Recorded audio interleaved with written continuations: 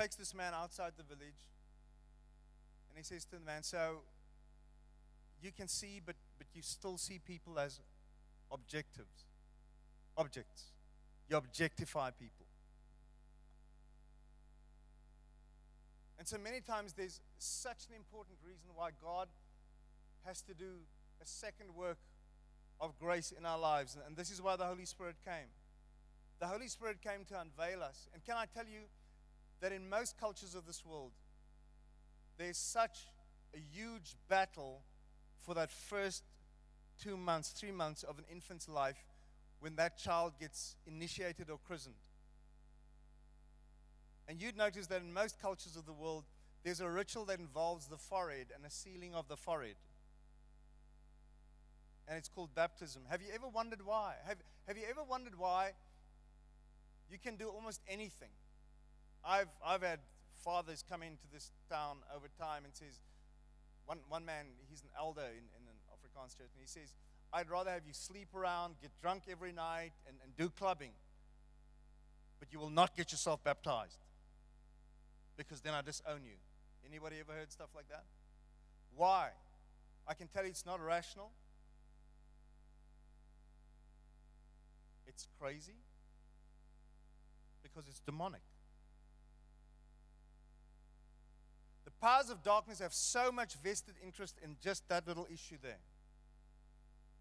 You know, and logically speaking, it's like if you go to somebody's swimming pool and you go to swim, you get out. You dry yourself, you go home. But go to that same swimming pool, get out, and somebody prays for you before you get out of the swimming pool. And somebody puts you down 3 times, says in the name of the Father and the Son and the Holy Spirit, you get out. And you go home and you dry yourself and you tell your mom, I went to swim at Johnny's house today again. But before I got out, they went in the Father, Son, and the Holy Spirit, and then they prayed over me. Watch what happens then. You go, Mom, but it's the same Johnny. I play there every day, and it's the same swimming pool. I swim there every day. Are you superstitious? Watch people who don't believe in the supernatural become superstitious when it comes to that issue. Watch entire denominations disband pastors. They have a great track record, great congregations do great work. We're all in agreement until it comes to this little issue. And it's not about being baptized again. Can I tell you what the issue is about? It's about the esoteric, the spiritual relevance of what happened when you were a little kid. And about the need to not annul that. Don't cancel that. Don't neutralize that. Because that act was designed to make you stay in the village.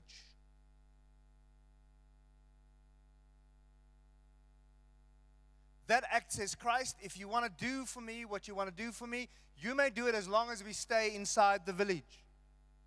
But no, I'm not following you out the village. You have come to the cross, but that's not good enough. You need to come into my white village. You need to come into my black village. You need to come into my Chinese village. But you must come in here. Because we welcome you here. It's great to have you here. But no, I will not follow you to that open space. We don't do that. And I find it amazing how